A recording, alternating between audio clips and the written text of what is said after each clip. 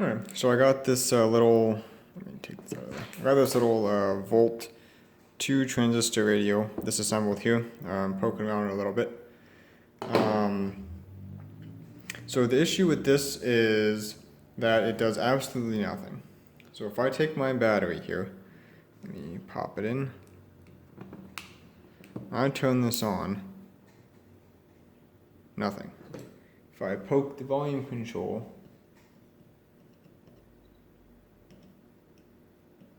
nothing. Not anything. So it's completely dead. I think I mentioned in the video where we checked this out, I had a video where I went through, I don't know, a couple different transistor radios and see which ones were broken. I mentioned that there's not a whole lot in here, so there's not a whole lot to go on. And that's, there's only 2 transistors, a couple capacitors, a couple resistors, a couple transformers, that's about it. So I was able to find this online. Someone was selling it or something. And then this is not the same name on the radio, but if you look at what we have here, let me disconnect this battery before something explodes. And let me hold this up and you can see by looking at it that this is basically our radio, right? We've got the same tuning capacitor, we've got the same capacitor, resistor, capacitor, resistor, capacitor, transistor, screw hole, this little coily thing, diodes there, maybe it's in a little different place there, I don't really see it. Oh, that's it. Maybe that's it. So maybe the diodes moved over a little bit, but another resistor there, transformer, resistor, capacitor, resistor, resistor, transistor, transformer, batteries located in the same spot. Wires going a little bit of a different spot, I guess, but this looks like exactly the same radio. And if you notice, this one so nicely comes with a schematic, which if you look at the back is the same too. You can see that one's got, the 2 rows and then the 3 rows, which this back has, but this back is missing the schematic. Luckily, this one has it. So if we zoom in here, hopefully you can see that clearly. Like I said, not a lot going on here. So we got the battery here, the power switch. This is PNP germanium, so the positive side is treated like ground. So in order to get some sound out of the speaker, what has to happen? This thing has to be connected because this is the earphone switch. So if this is open, then any current induced in this winding is never going to make it to the speaker. I've already played around with this, that's not the issue. That part is doing fine, it's connected, this part of the circuit should be fine. So let's move back one step. This transistor needs to be driving current through the primary side of the transformer winding. So what has to happen for that? You have to have 9 volts, or negative 9 volts, because this is the negative side, coming out through this wire, through the primary winding here, through the transistor, down through this resistor to positive, which is ground. In order for this transistor to turn on, some current also has to be flowing through the base here. This is PNP, so current is going to flow, actually I'm getting this backwards because of the positive ground thing. Current actually flows this way from ground up through here. Some of it's going to flow through the base, a little bit's going to flow through the base. Most of it's going to flow through, maybe this is the collector, I always get this notation confused for PNP versus NPN, but anyway, current's going to flow through up here. This is the most current coming in this way. A little bit's going to go out here, most of it's going to go out here to ground through the winding, and the amount of current flowing through here is multiplied by the beta gain of the transistor. So if this is, 1 milliamp flowing through the base, and say your beta is 50, you're going to have 50 milliamps flowing through this way down to ground. So we need current to flow this way, or not to ground, to B+, which is negative 9 volts. So we need current to flow through here, out the base to the negative side of the battery, and that's going to cause current to flow here to the negative side of the battery. So let's do some basic voltage checks on this transistor. Let me Move this out of the way. Move this into here. Move this into here. So you can't see that.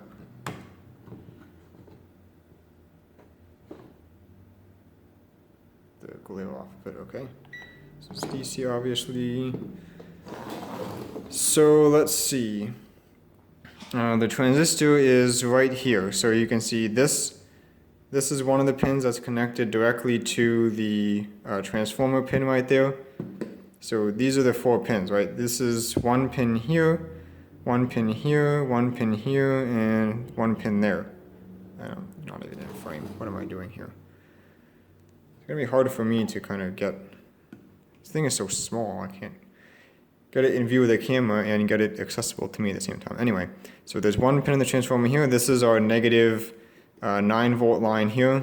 You can see the negative 9 volts from the battery comes in here, goes up and around to this point here, which is one side of the power switch. When the power switch is closed, it's connected to this side here, which is the other side of the power switch. And then this is our negative 9 volt rail right here, which in the way the schematic is drawn is our B+. I don't know why I don't call it B-. Maybe I should call it that. Anyway, not important. This is one pin in the transformer connected directly to that, as the schematic showed. The high side of the primary, or to make the low side of the primary, is connected directly to the negative 9 volts. The other side of that primary winding is connected to the one pin in the transistor. Looking at the board, I think it says C, so we'll call it the collector. This is the base of the transistor, and then this would be the emitter, which is connected to a resistor, right? I believe so. Let me double check this one. I believe it's connected to a resistor to the positive line. Yeah. So this is connected to the secondary of the first audio interstage, which you can see this line goes back here to the first audio interstage. It's also connected to the volume control, which goes up here to that. This is the other side of the volume control coming back, which goes to the other side of that secondary for the audio interstage. And then this goes to a resistor, I believe. Right? Yeah, that goes to a resistor to the positive side, which is ground. And actually, there's also supposed to be a resistor. So there's supposed to be a resistor from here to. So this is our base here, right? This is the volume control right here. So basically, this acts like what the volume control does is it basically shorts out the secondary of the audio interstage. When you turn the volume down, it basically shorts that out. No, it doesn't. What am I looking at here? Yeah, basically short that out, and then when you turn up the volume, this isn't going to induce current in here, so no, when you turn it down here, looking at this one, when you turn the volume down here, you basically have like, yeah, that would short it out. And when you turn it up, you're going to have some current flowing through here, up through there, so anyway.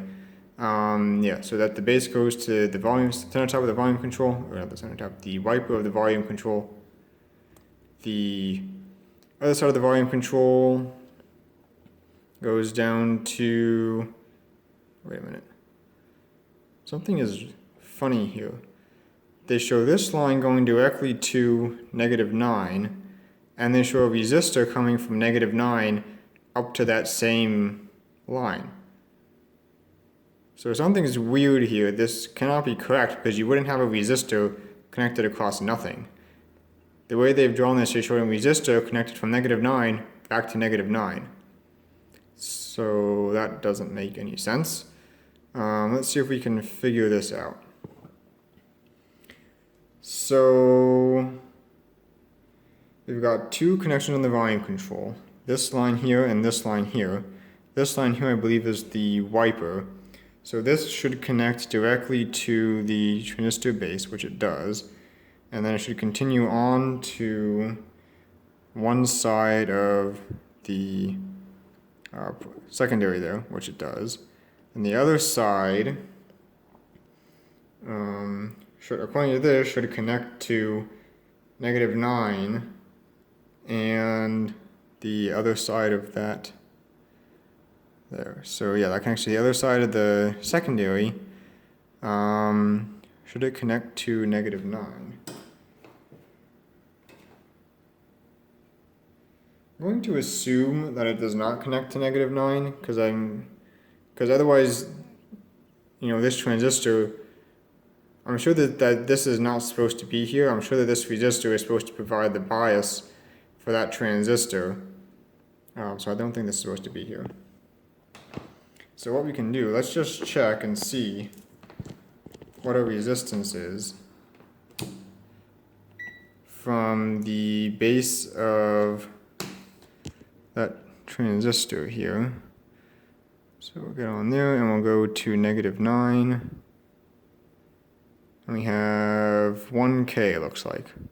So yeah, that's not directly connected to -9, so I'm assuming someone had a bad day at the schematic drawing them and drew that wrong. That would make more sense that you have a resistor there to bias that transistor. Otherwise, Otherwise, basically, the only thing we would be biasing it would be the resistor on the. It would be the emitter then? Yeah, resistor on the emitter. So anyway, schematic is wrong. Good place to start. It's a very simple schematic. I don't know how you could screw it up, but they did. So, okay. I guess we'll start with some voltage checks here. Make sure that we're getting the proper voltage each place. So what we expect is to have battery connected, so we at least get some voltage. We'll connect this up, and we should have 9 volts right across here. I can get that good connection, 9.27, so a good start. So if I turn this on, I should now have 9 volts to here. Looks good. So that 9 volts should continue onto here through the transformer, I believe, which it does. So we've got the 9 volts on the collector then. The emitter is supposed to have a resistor to positive, so that should be something less than 9 volts. So let's see if I can do this without blocking. I hope it wasn't blocking that before. So this is our collector, so this should have 9 volts. So that's good. So the emitter looks like it has absolutely nothing on it. So there's no current flowing through. So either that resistor is shorted or something else is shorted. But there's no current flowing through that transistor to develop a voltage drop across that resistor. The base should have a drop a resistor from the -9 volt line, so that should be something less than, getting nothing there. It's interesting. Okay, so is that like open or something? There's no voltage on the base at all.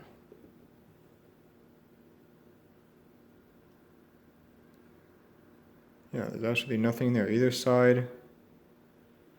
6 millivolts, that should not be that low. Okay, so that's interesting.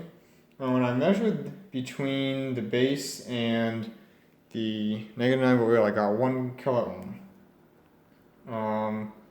But I don't know if that's like some current flowing through the transistor because that could do that. So let's see what we have here. Let's turn this off just for fun.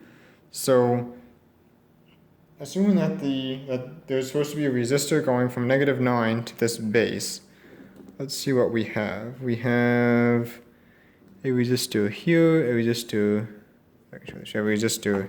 here. I think this is too far away. That's on the other side of the interstate transformer. So I got one here and one here.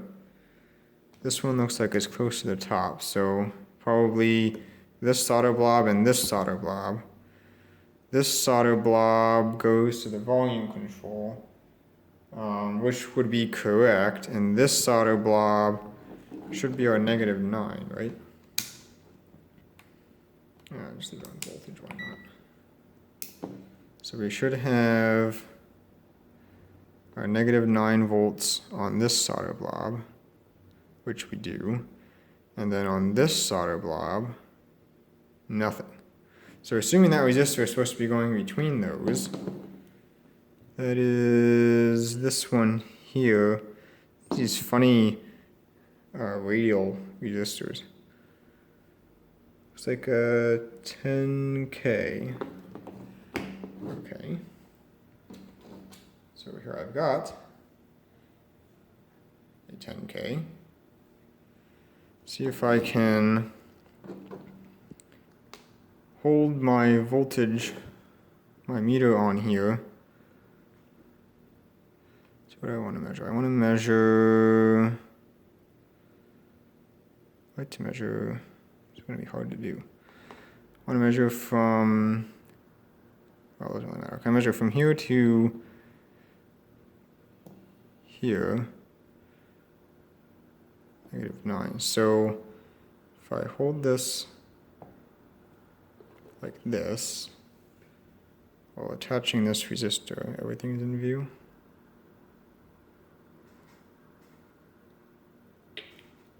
Oh, I got some sound out of it.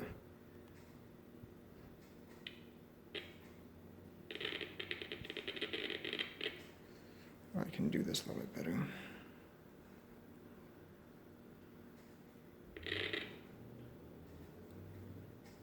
I'm getting a good connection here.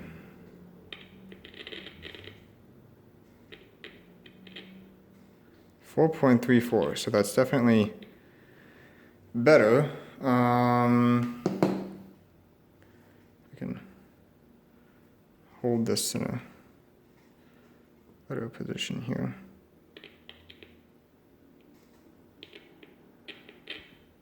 So now I'm not shorting out too many things. So now with that there,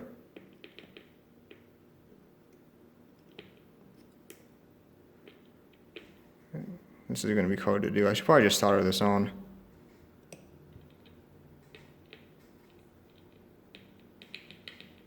Yeah, so now there's some activity on the wiper of the volume control. So let me just tack that on real quick.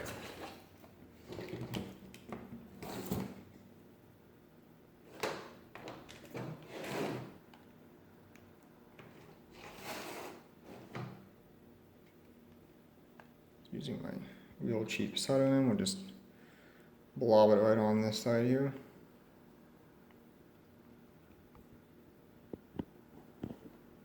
So this is off.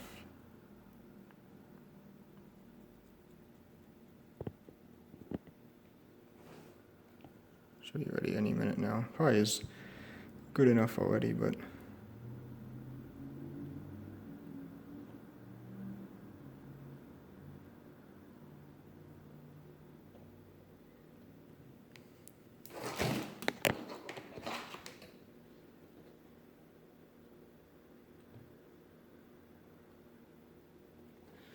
this thing is not going to cooperate, is it?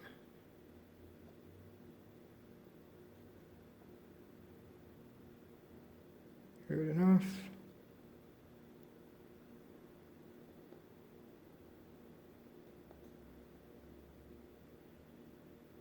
And good enough for now. Okay. So now with that in there, if I turn this on, just double check.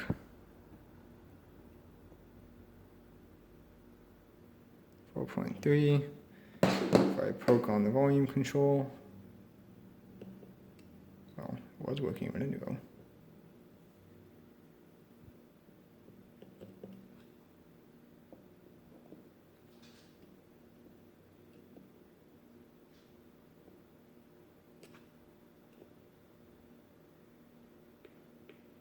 You hear that now? Now there's a pop out of the speaker when you wiggle the power switch. We weren't getting that before. So we're definitely better. I would like to see some activity though when I poke the wiper. You know, it could have been because I was holding onto this and poking the wiper. You know, there would have been some coupling there. They're not getting... So radio obviously still isn't picking anything up.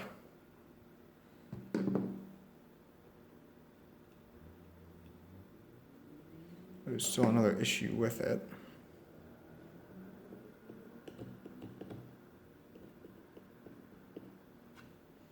Oh, anyway, what else can we check? So let's check now our emitter voltage. So this should still be -9. Well, on the positive. Now it's at -3. It's -8. So it's drawing current now. Seems awful low. -3. This is the same voltage. -3.7. Stupid.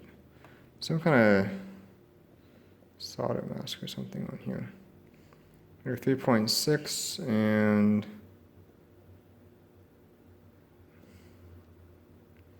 3.7. So that's only 100 millivolts across that transistor.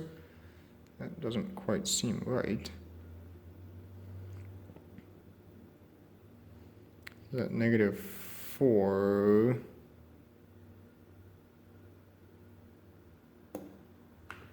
So probably calculate the, so assuming that this is wrong, basically what's going to happen is current is going to flow up through this resistor. So this point is at -3. Now it's supposed to flow through here, through the base. The issue is this point is now at -4. So current is going to flow from -3 to -4. So I wonder if this transistor is also shorted. It could be. So if this transistor is shorted, then it would be drawing, you know, it would basically be switched on all the time and drawing as much current as possible through this resistor. So let's see what that resistor is. Basically, that would be, that would only be 3 volts though, right? This is the positive to here. There's only, so there's a 3-volt drop across that resistor. And this is 4 volts here. So something is still not right, I'm thinking.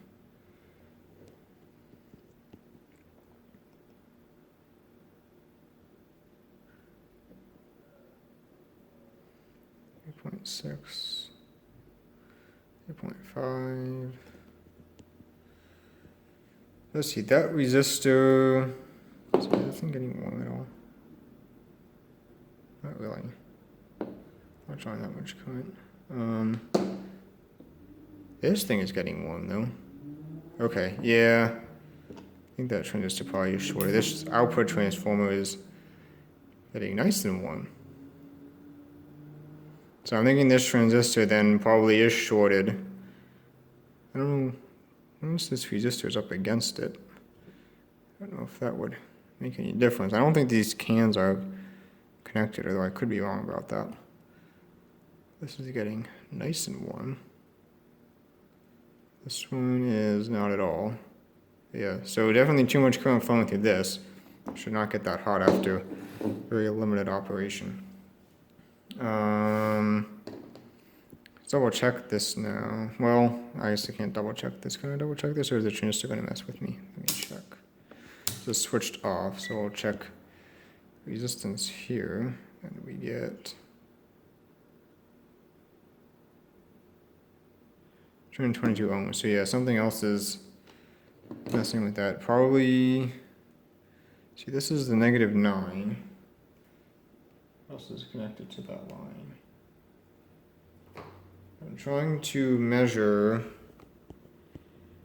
across this point, but the transistor is also connected through the transistor. So yeah, there's probably some current flow through the transistor, which is messing with my reading there.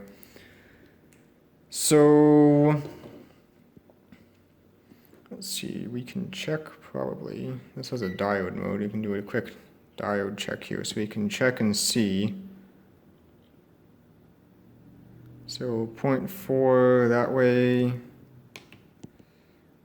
and this way. Yeah, so either there's some leakage across there or something is shorted because, yeah, going one way, you know, that point, this reading could be okay for one way, 0.169. Julian does it usually around 0.2, but the other way should be open or like a higher reading. 0.4 is way too low. That should be at least around, for a silicon it should be open completely, but for germanium sometimes they read around like 2 point something, but that's way too low. So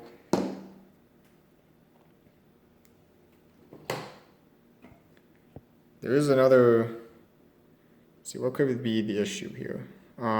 So we're measuring from basically this point to this point. So, well, technically this point to this point, so like right across the transistor there. So there are other ways around this because, you know, it could be going like back through this transistor, back through this resistor, down through this resistor, back to up through this resistor to here. So there's another bypass route. I would think that would have a higher voltage drop than 0.4 volts though. So, I mean, you know, maybe one of these capacitors could be shorted, possibly. Even if it was, I'll probably expect, because that capacitor is connected from the base circuit to the collector circuit. So even if that was shorted, when we turned it on, we were measuring different voltages here.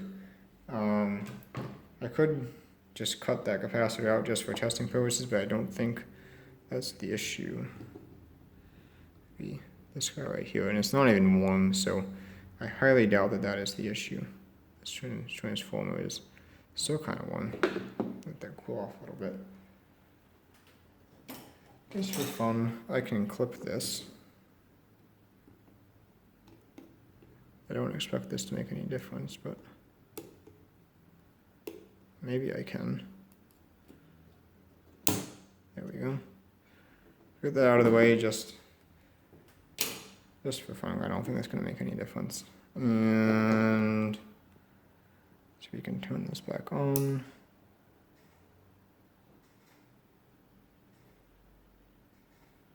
You hear some scratchiness in the volume control now. There's still nothing when I poke it. Let's see if we get any different voltage readings here. So here to here, oops, that's not going to work. Here to here, yeah, see the same 3.7, 3.6, that's 4.1. So yeah, I think that transistor is shorted. I'll probably try taking it out just to have a better look at it, but I think this guy is pretty much dead. So I think the next step is for me to try to figure out what kind of transistor that is and if I can get a replacement for it. While we're here, we can do a quick check on the other transistor too. That's this guy over here. They have labeled these ports somewhere. You can see it says C, E, and B, which is nice. Well, it would say B, but there's a giant starter blob on it. But since this says C and this says E, the only thing left is B. This one says C, this one says B, this one says E, so let's check across these two. What do we get? We get nothing because there's too much flux on the board to see. Go right to here.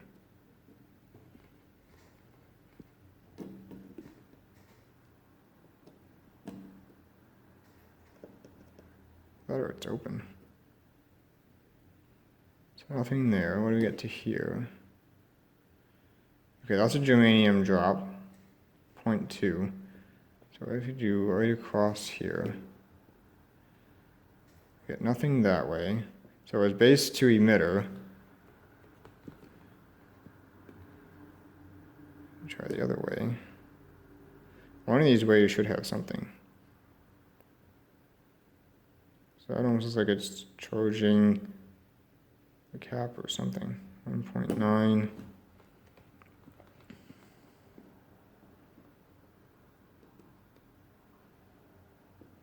Something's not right there. One of these ways I should be getting a 0.2 drop. At the base I get it. There's my 0.2, and the other way there should be high, like 2 point something. Yeah, see, that's correct. I'm doing this wrong, right? This should be to the base, not to the emitter. So this way, yeah, there we go, that's good, 0.2. And the other way, my leads are getting a little twisted now because I keep twisting them. I get nothing. So that transistor might actually be good.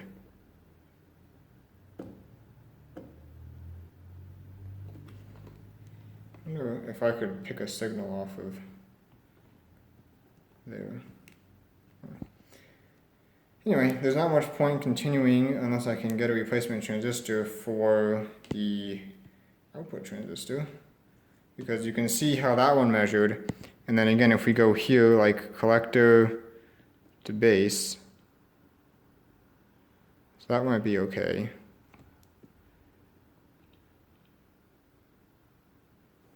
Oh, so it was what, 0.1, and this way was, yeah, see, something's not right there. And collector to base only goes back through a resistor, which should have a, I think, a higher voltage drop than that. Yeah, so on the other one, collector to emitter, got 0.4 there. 0.1 there, yeah, so something's wrong with that one. As you can see on this one, when we measure it, collector to emitter, we got the 2 volts. Wait, I keep twisting these up. And then the other way,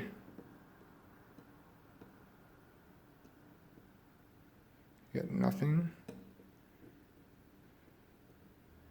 Yeah, that should be right. Anyway, yeah, because basically the way that actually there should be nothing at all between emitter and collector, because basically the way that these work is the diode from emitter to base and then base to collector is essentially how they act, kind of, with the added benefit that the current flowing through the diode from emitter to base produces a current, and the diode flowing from base to connector, to collector. Basically how it's constructed is those 2 diodes, because of the PN junction. Silicon or germanium diode is basically 2 different types of silicon. Your P and N type silicon, and then the barrier is what creates the desired effect of current flowing one direction but not the other. And then for a transistor, you've basically got a 3-layer sandwich where you've got, the outside layers of the sandwich with the same type of silicon, and the inside layer is a different type. So that's you've got 2 junctions there, which basically act like 2 diodes. So yeah. Anyway, need to replace that transistor. So let me see if I can find a replacement for that. I pulled this little transistor out that was suspected was shorted. So let's just double check it here. Actually, I already did double check it, and that's why I'm making this part of the video, because something is weird.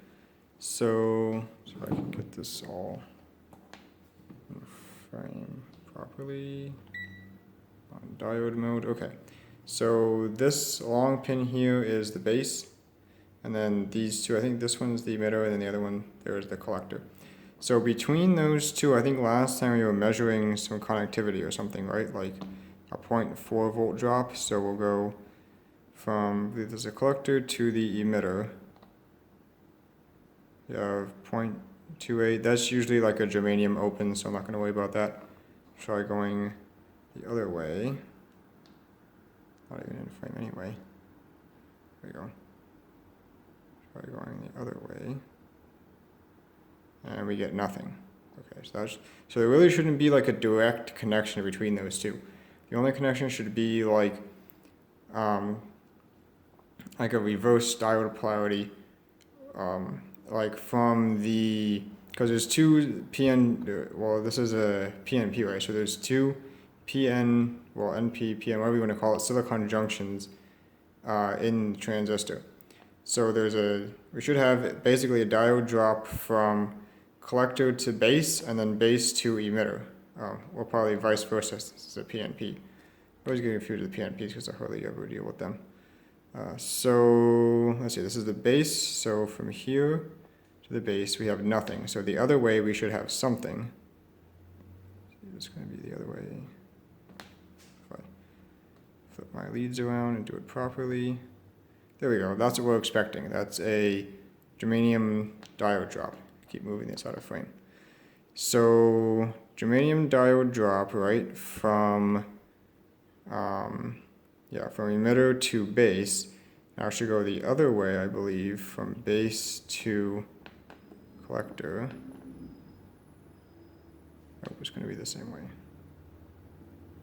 Yeah, see, that's right. So this transistor is actually checking okay. So that leads us to the question of why it was drawing so much current when we tested it before. So to answer that, let's take a look at the 10K resistor I put in. And looking at it closely, this is not a 10K resistor. It looks like a 10K resistor if you read it backwards, but there's actually a 300 ohm resistor. You can see, normally for 10K it would be brown, black, orange would be 10K. But actually that's backwards. See the gold band's on this side. This is a 300 ohm. Orange, black, brown is 300 ohms. So that explains why the transistor was biased on so hard, drawing so much current last time, and why the measurements were all off when I was checking it in circuit, because this 300 ohm resistor would definitely have a result on that voltage drop test. So that explains that. I just need to pay more attention to what parts I'm using. Luckily the transistor seems like it's still okay. So we'll put it back in and see what happens this time. And this time I've gotten an actual 10K resistor installed, and I verified it. I just pulled out the one that was, see if I can show this. I just replaced it on top of the one that was open before, and I also replaced that capacitor too that we cut out for testing. That was the original was a 30. I didn't have any 30s, so I put a 47 in. Should be fine. It's just like a bypass capacitor, so I'm not too worried about it. So let me reinstall this transistor, and with the right resistor in, see what happens this time. Alright, so that transistor is reinstalled. See what happens this time. Well, now I got some scratching inside of the volume control. That's a good sign. Not sure if you can hear that or not.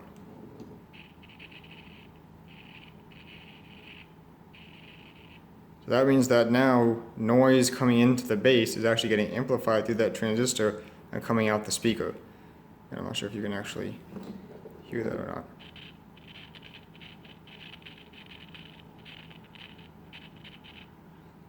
But we still don't have any radio reception.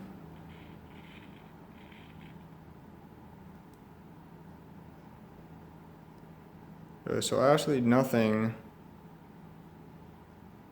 for radio reception. But if we poke that base,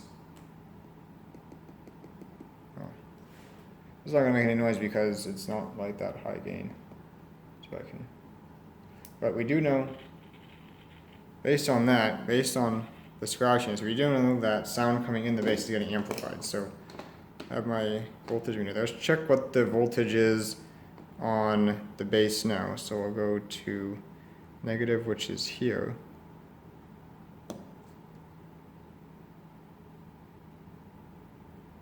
showing 0. That's interesting.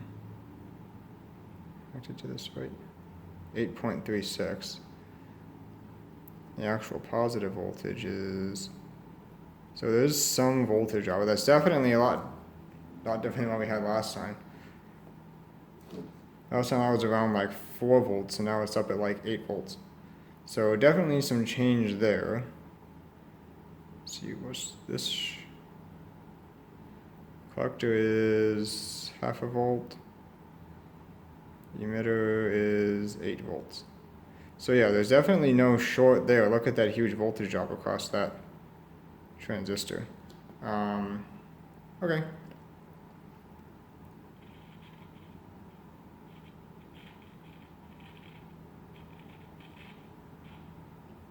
It actually does get louder as you turn the volume control up. So what's the next thing to check? Do we have any signal coming into this base? So the signal coming into this base would be coming through the audio interstage transformer back here. So let's take a look at the schematic. Turn that off.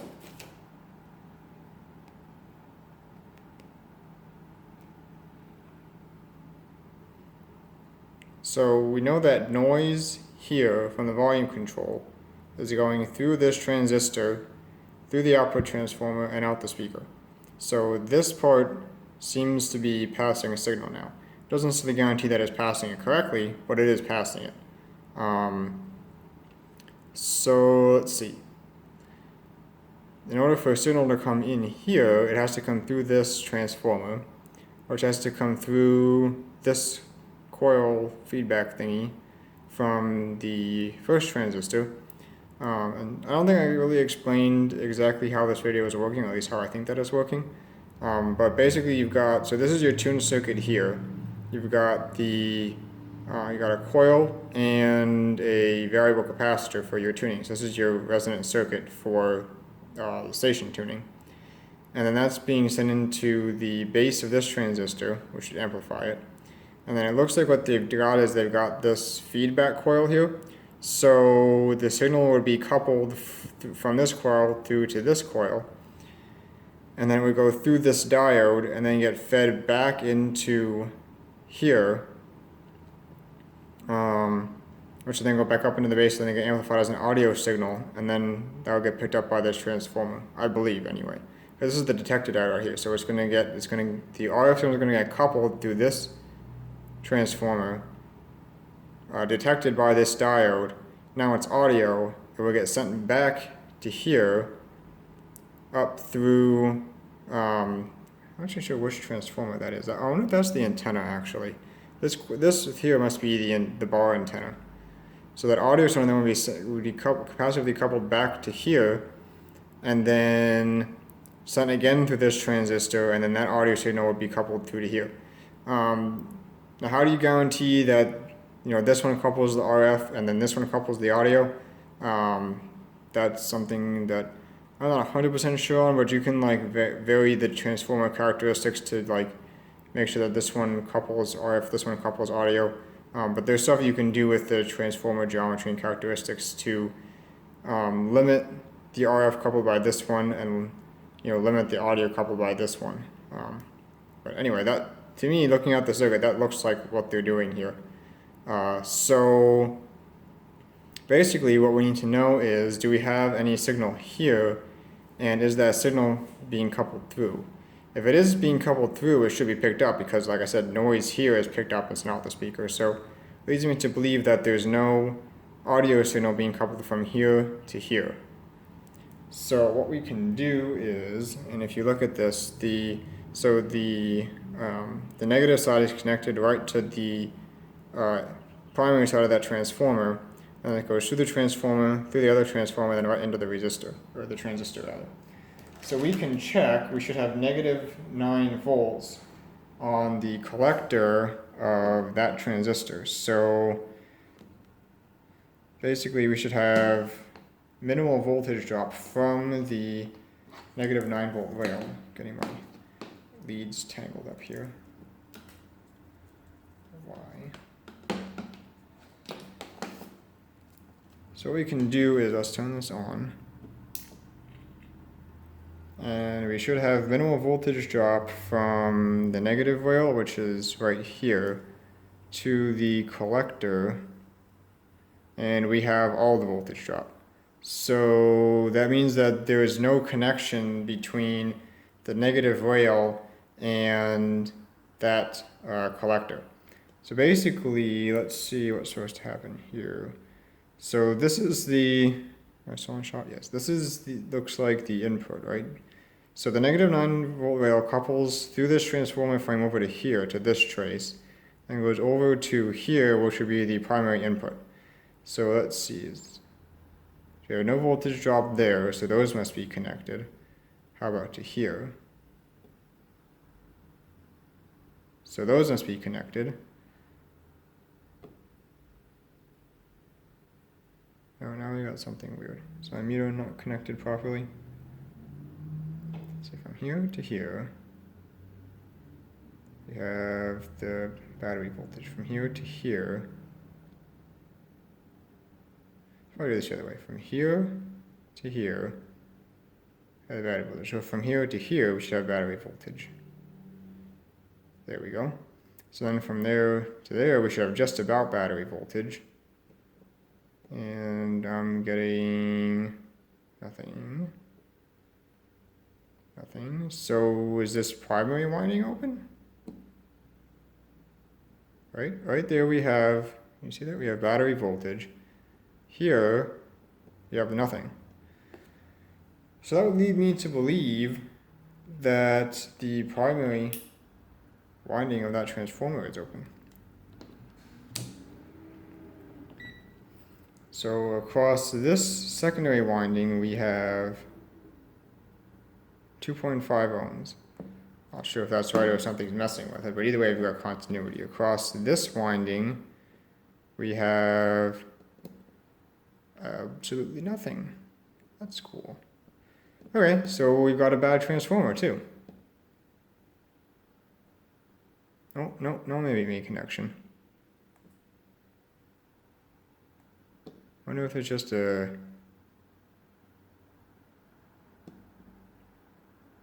cracked solder on time. Let me try reflowing those real quick. Just kind of dab on there. Reflow that. Reflow that. I can clean that up later if I have to, but so now let's see. Now we got 14K. I have no idea if that's correct or not.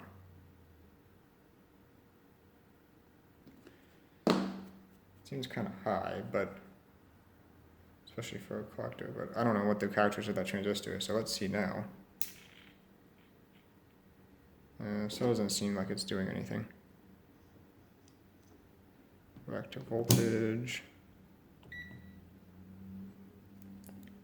14K would seem kind of high to me, so let's see. From here to here, got battery voltage. From here to here, got battery voltage. From here to here, and it's still not connected. Okay. You got that full voltage drop right across that. Okay, so let me see what I can dig up for this. Probably what I can do just for testing purposes is put some kind of resistor across there so that we get power to that transistor, and then do some kind of capacitor coupling from there to, let's see, could we couple? Yeah, we could probably couple right to this line. This is going to be that side of, the volume control, right? No, that goes right into the base, so maybe to this side? Over to the volume control? Well, we'll see. Probably try something like that just to see if we can get some audio out of this, but yeah. Okay, so bad transformer now. Alright, so I have no idea if this is correct. I measured the primary of this transformer. That one came out to 52 ohms. I have no idea if this one would have been the same or not, so I just stuck our 300 ohm resistor in there for now, and we'll just see what happens. And I've got the capacitor coupling the the low side of that resistor. So this would be the negative side here. Now, through that resistor, this would be where the signal is. Coupling that over to this trace, which goes, is that the right trace? I believe that goes up to the volume control, right? Yeah, it looks like it. Hopefully. So let's just see what happens this time. Oh, you can actually hear it. Not sure if you can hear it or not.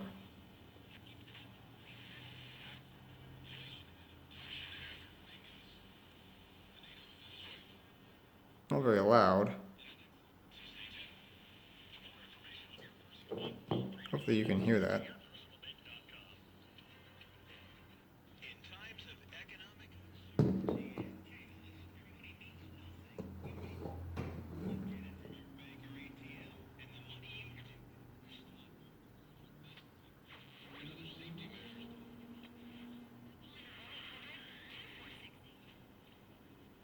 How about that? It's actually working. I don't know if the volume control really.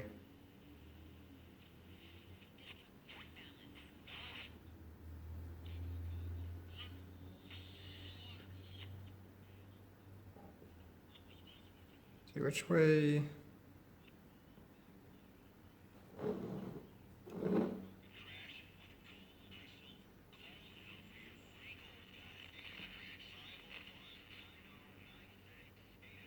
Volume control is backwards now, though, I think.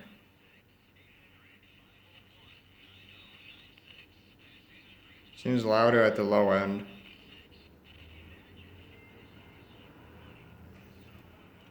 Okay, so yeah, it is working. It's pretty quiet though. Again, I'm not sure. You wouldn't obviously expect a huge amount of performance out of it because it is only a two transistor radio. So it's obviously not going to perform excellently. Actually, this is the only one that I have like this, so I'm not sure what the performance of these is actually supposed to be. But it is working and it does pick up several stations. It's just pretty quiet.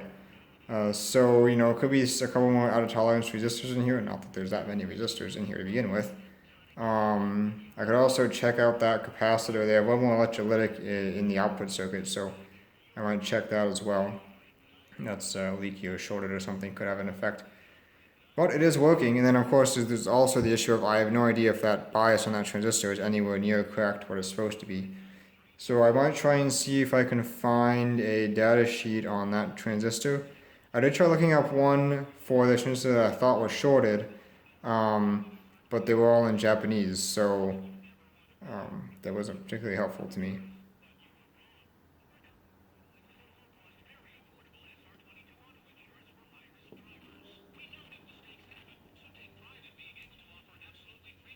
But it is working.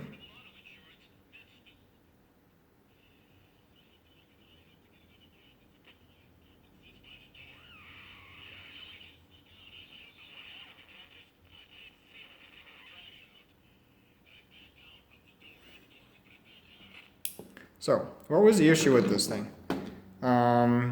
Two issues. One was that open resistor here that wasn't getting any power or wasn't getting any bias to the base of the output transistor.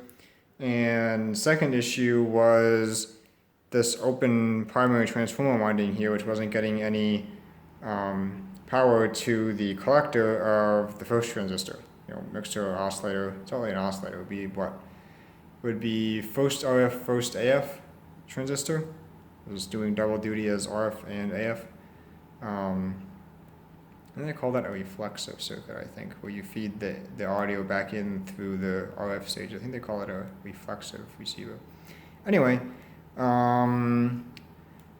okay, so maybe see if we can find a replacement transformer for this. I have no idea. Just a little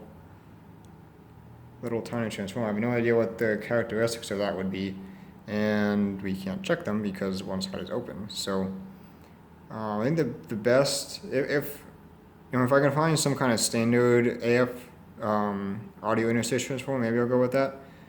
Otherwise, I think my next best thing is to look up the Look, let's see if I can find any information on that transistor. That's this guy here. I don't want to move this around too much. I'm going to start breaking wires off. Let's see, can we see what it says? Like a Matsushita. Looking at it? No, I'm not. It's all the way around. Let me see if I can read it. It says 2SA1026A. So let me see if I can find, upside down. Let me see if I can find some information on that. And check the bias and see what it is. We can check that now, actually. So you'll go 2 volts. So the drop across that resistor is what? Less than a volt. I don't know if that's correct or not. So that means that across from the collector, the emitter, we've got 8.3 volts.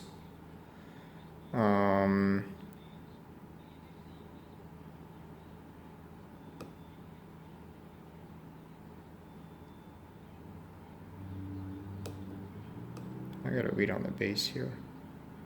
Base emitter, we've got 0.2. Yeah, that's correct for germanium. That wouldn't change because we didn't change that size. So the issue here is, you know, if this resistor is too low and you've got too much voltage drop across that resistor, you know, it may not be biased properly and could be driving too much current through the transistor. On the other side, if you've got too high of a resistance here, the transistor would also be biased inappropriately and not be turned on hard enough to draw enough current through that resistor if this resistance is too high.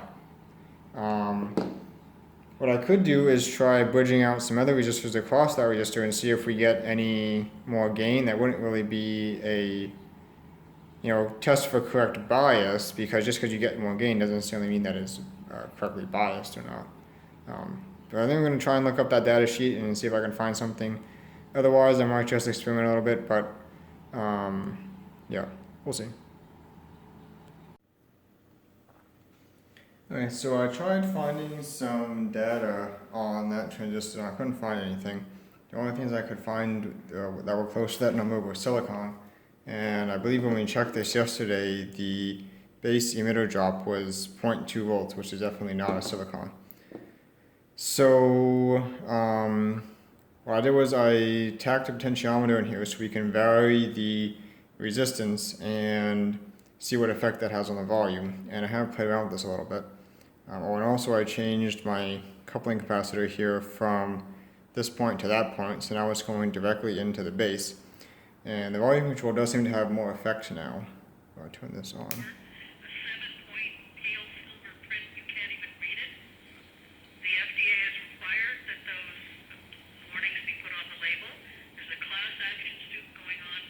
It's not super effective, but it seems to have some effect now. It's a little bit louder when you turn it up. And if you turn this, see, it goes down that way.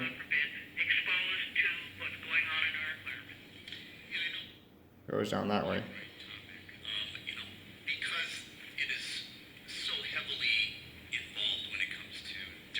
Probably right around there. Should be good.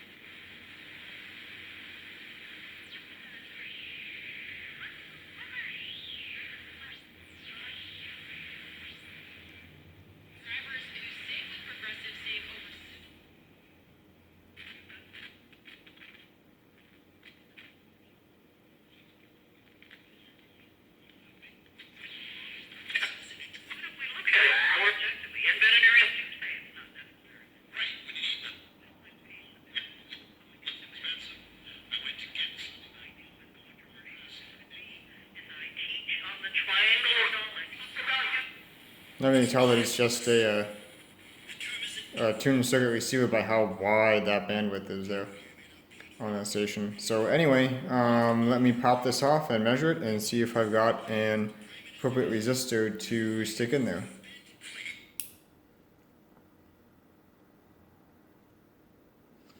So I took the potentiometer off and measured about 1.5K, and by some miracle I actually happen to have a 1.5K resistor in stock, which is odd because usually I don't keep, oddball values like that. So I tacked that in. Let's just double check.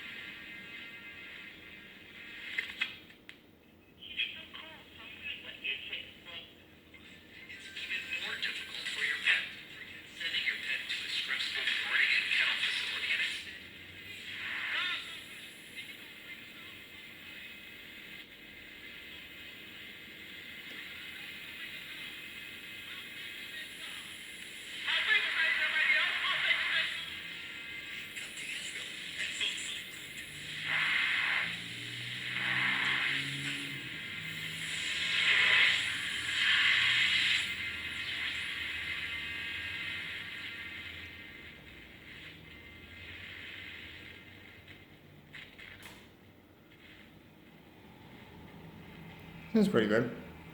That's about what we had before.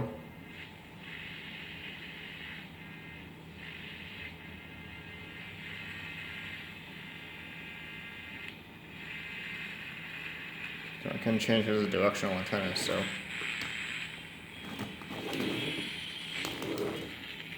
Change it that way. See, now there's the station there. There's a ferrite bar right there is directional antenna, so it matters which direction it's facing.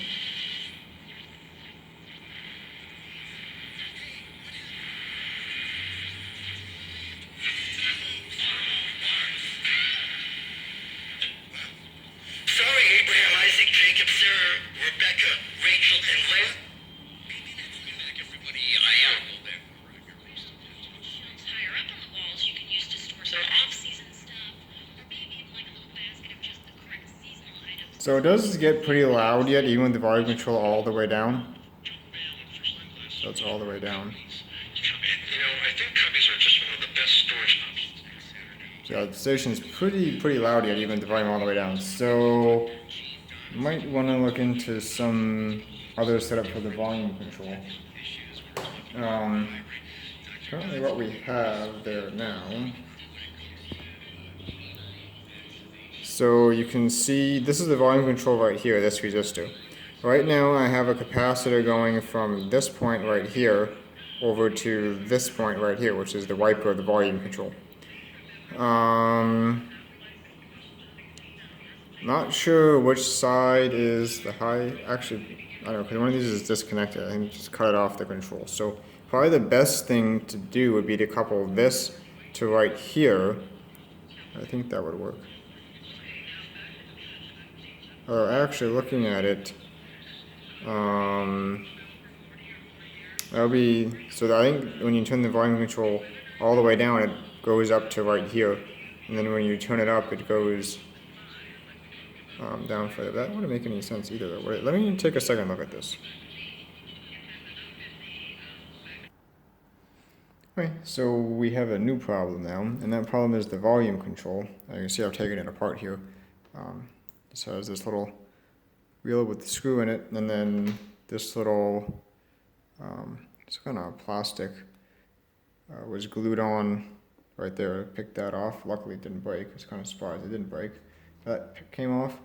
But the issue is, see if I can, okay, so you can see how there's those two black lines all the way. Let me get something suitable here. So there's two black lines here. So those were going all the way up through here. So this is like the volume control turned up to the max, and then like this over here is the minimum. And I think the reason why we had such loud volume the entire rotation of the control is because it wasn't making good contact down here at the low end to basically short these two connections. So I verified that's how this works. When the volume control is turned all the way down, these two are basically shorted out, and then when you turn it up, it increases the resistance between these two. So at the low end, it wasn't making good connection.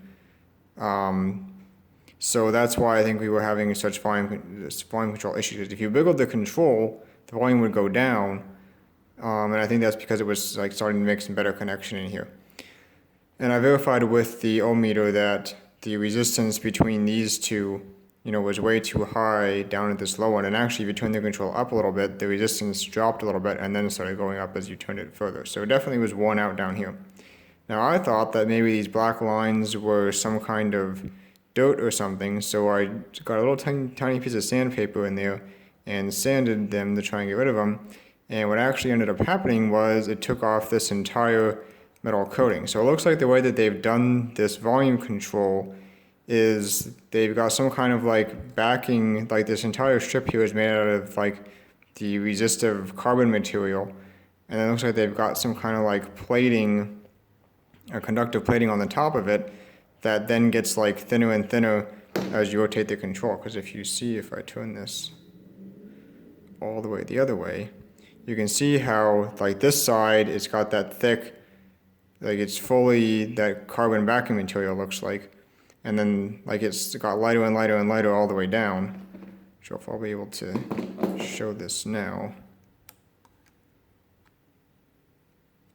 you can see how like the carbon material is like pretty dark there, and then it gets lighter, lighter, lighter, lighter up to here, and then it got even lighter, but I sanded that part away. So the volume control was shot, and in an attempt to fix it, I made it even more shot.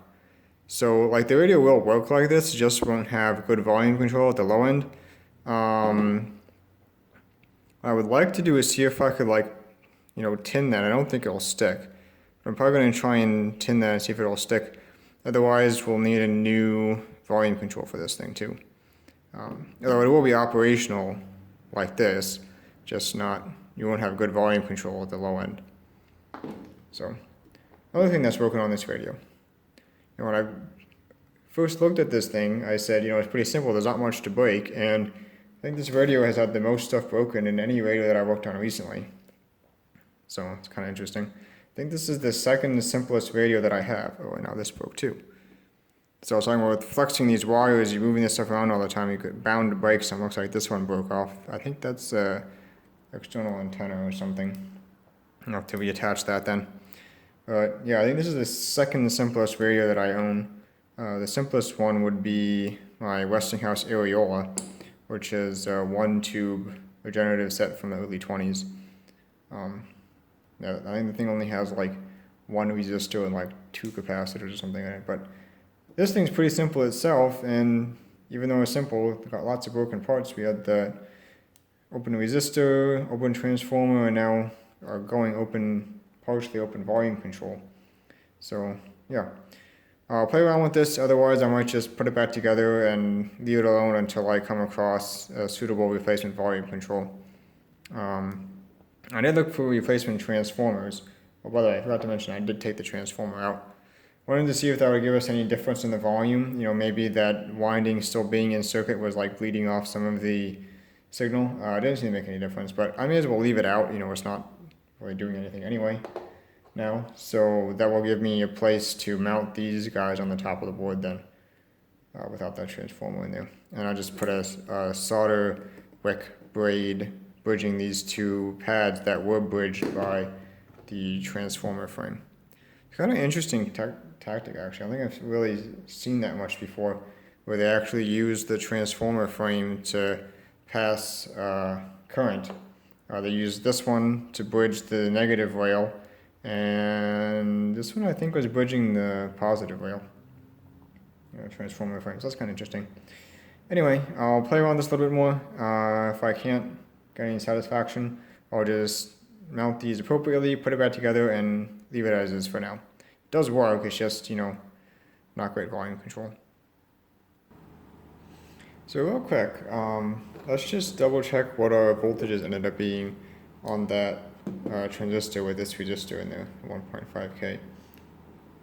Let's pop this in, turn this on. And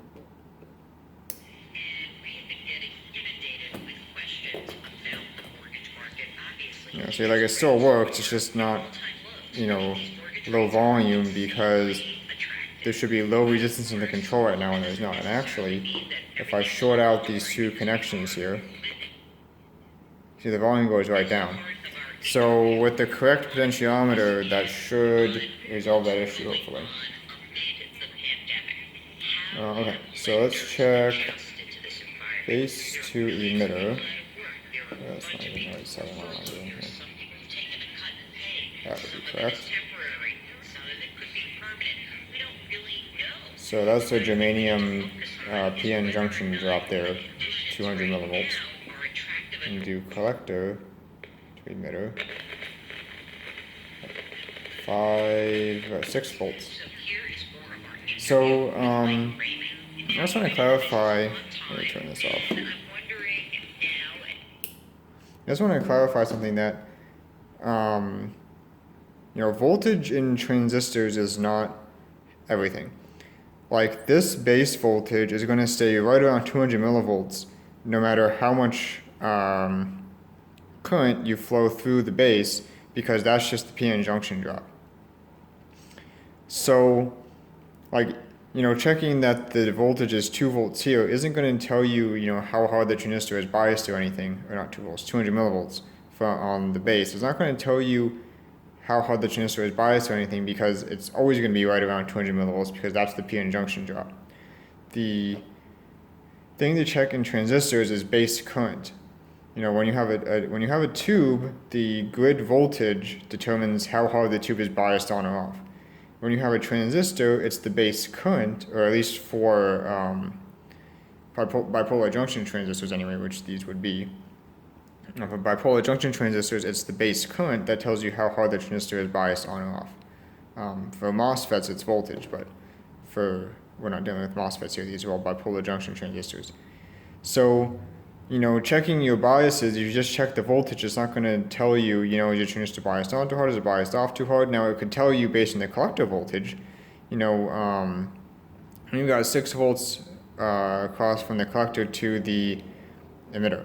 Now, if this transistor was biased on, like all the way into saturation, this would, I think, it's usually around 0.2 volts, at least for silicon transistors, the minimum collector emitter voltage is around 200 millivolts. It might be different for germaniums, I don't actually know about that. But when the transistor is biased, you could check that for transistor bias to see if your transistor turned on too hard, or if this was, right up at the, I think this is the positive rail voltage, then your transistor is basically turned off. But you can't gain a whole lot of information by checking the base emitter voltage. It doesn't work on voltage like it does for the grid voltage of tubes. Just wanted to point that out.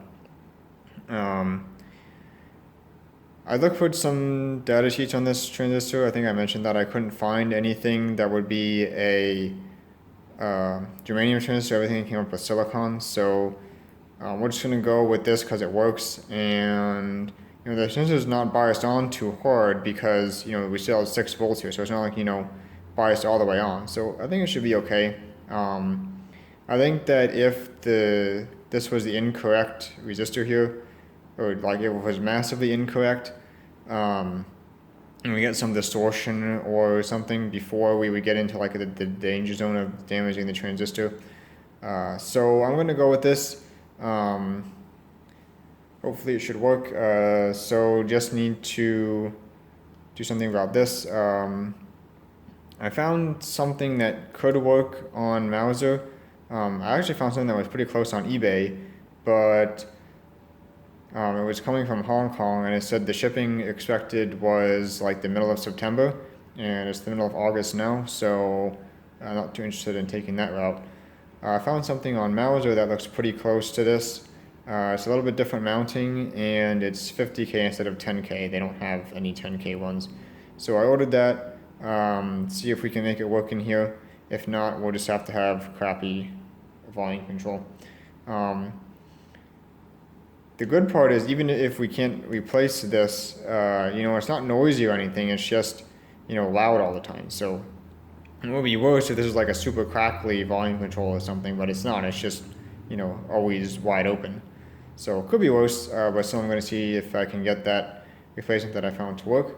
Other than that, it's just cleaning this up and putting it back together. I have to reattach this wire.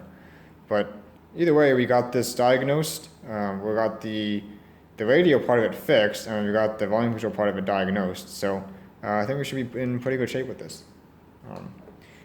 Definitely wasn't expecting so much to be bad in this super simple radio, but that's how it goes. Hopefully made an interesting video anyway. So hopefully the next part of this video will be replacing this when it comes in the mail. Hopefully it'll work. And I think we're just about done with this thing. Okay, so it's been about a week since the last part of this video. Had to order some parts. Couldn't find, well, supposedly there's a company that makes something almost exactly like this. 10K, I think I measured 11K on this, but that would be 10% of 10K. So this was probably a 10K originally. Even if it was 11K, 10K would be close enough. Anyway, so 10K pot with this mounting style with the integrated switch. Supposedly there's a company that makes that, I think in Taiwan or China or someplace. Mauser has it listed on their site, but it's non-stocked. And I couldn't find any place that does stock it. I found something close on eBay, but shipping times from, I think it was Hong Kong, where that was coming from, were like a month and a half or something. So didn't want to do that. So what I ended up doing was finding this, which is pretty close. This is 50K instead of 10K. Focus. So it should still work though. The mounting style is different, but I think we can adapt it to what we need. It is smaller. A little bit. I'll show you. You can see that, but it's a little bit smaller. But I think if we bend these leads out the side, which hopefully we can do, I just noticed that the spring is resting against that one for the switch. So yeah, this is a completely different switch style. I just have a piece of spring steel. Focus. So this is like a piece of spring steel there that when you turn it, it springs down and makes contact. Versus this one has like a little flippy lever here with a little pivot point. That's why they need the spring. Anyway, hopefully we can make this work for what we need. We'll see. This is the closest that I could get that would be available in like a reasonable amount of time to actually finish this video, and not just set it on the shelf and forget about it. Other potential issue is that the post in the middle is smaller. You can see how it's got two flats on it that go in the center of the wheel there. You can see there's a divot with two flats on it that basically key the wheel to the shaft. This one's smaller than the original one, so there is a little bit of wobble there. Hopefully we can tighten down the screw enough that it won't slip. This should be a pretty low stress component really, just the switch and adjusting the volume, so it shouldn't need an immense amount of force to prevent slippage there, so hopefully that'll work. Worst case, I might be able to glue it on. I really don't want to do that because then that prevents future serviceability. But we'll see what we can do there. Like I said, this is the best I could come up with for a reasonable time, and hopefully it'll be close enough to work. So all we need to do is remove this one, solder this one in, and see what happens. Okay. The new volume control is soldered in. Let's see what happens this time. Actually, that's going to happen this time because I broke this wire off. So let me solder that back on first. Alright, now that's been reattached. Let's try this again.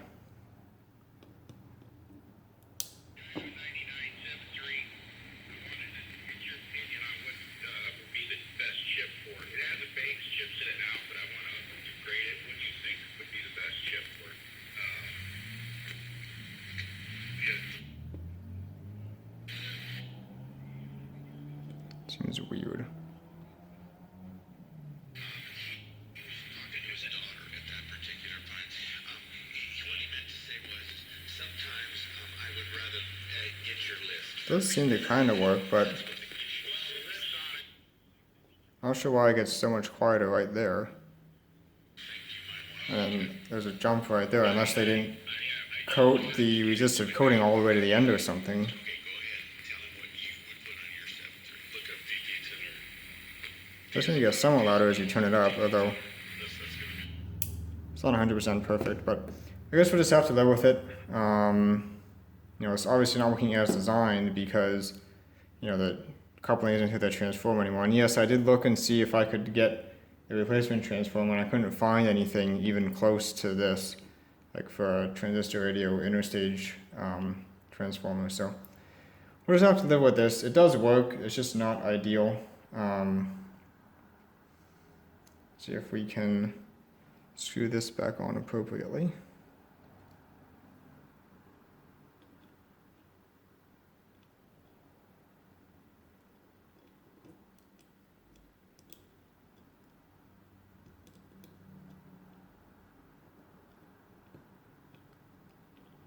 At least my screw fits. My insulated screwdriver is losing its insulation.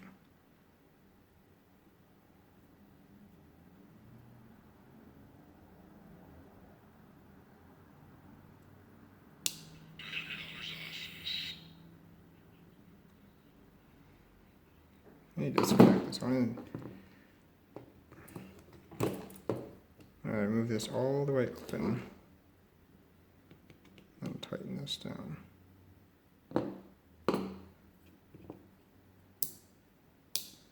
Now it should work through the window too. Oh no, it just came loose there.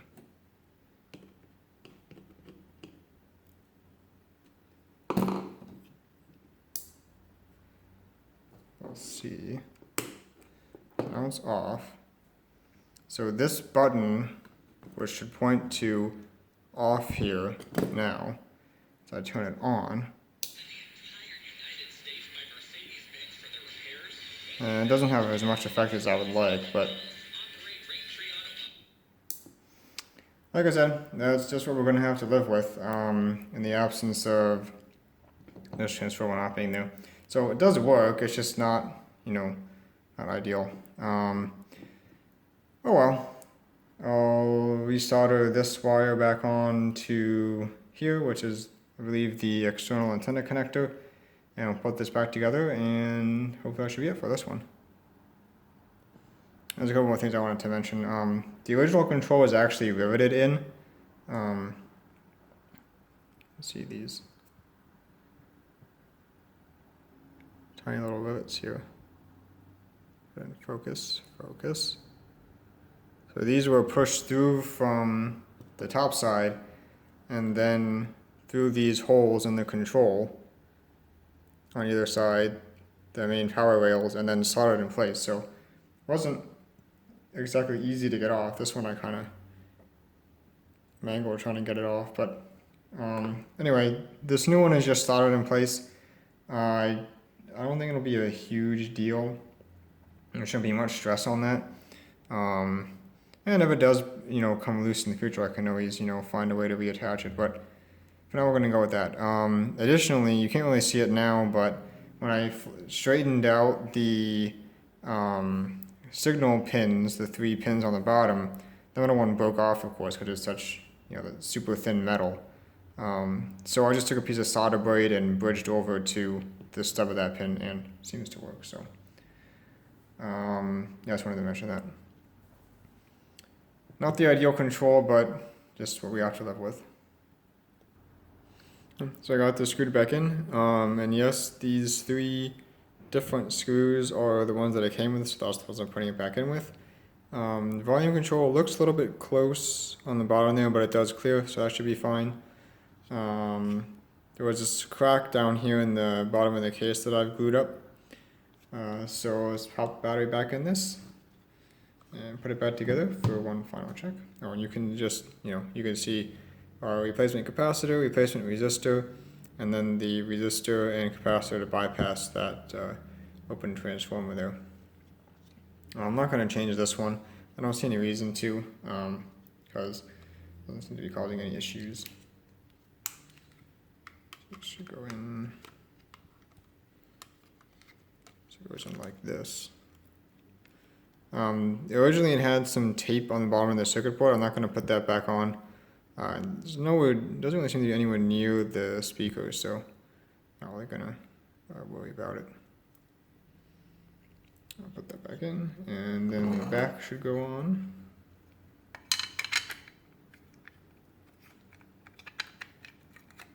Maybe. Missing something here. It just snaps on.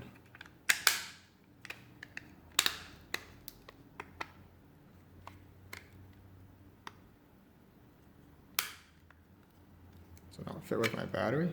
No, my battery doesn't fit. Okay. I guess that's the issue.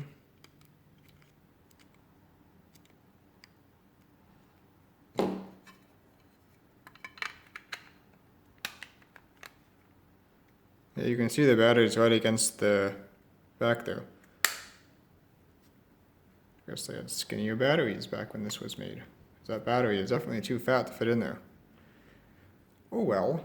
Guess I'm shouldn't sort where the battery's in anyway, but that's kind of annoying. Oh, whatever. Let's do our final check anyway. I clipped in at the bottom.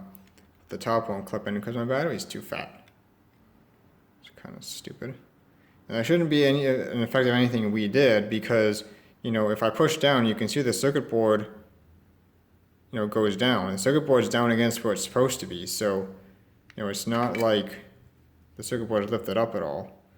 You can see it's like right there. It's against its mounting post. So, you know, we didn't make it fatter or anything. And the battery is flat against the circuit board.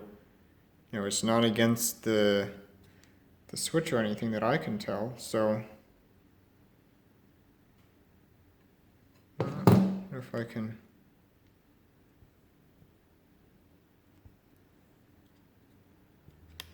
Anything under here? No, it's just a piece of tape.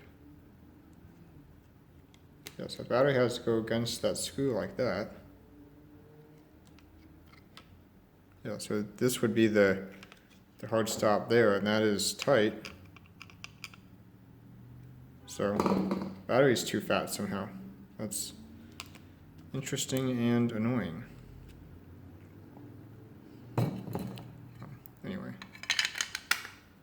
Bottom clips in at least. To plant the garden once you're hungry. Yes, the key is to be able to identify where unfilled orders are, which seems like, And God willing, our something like that. Same benefits for you that it's had from my family and so many others. You're listening to the Diode Club Radio. Not necessarily having to use premium oil all the time. What would you recommend as far as the oil? About 9 miles or not. 98. I just can't really see the window there. Like, there's a little window.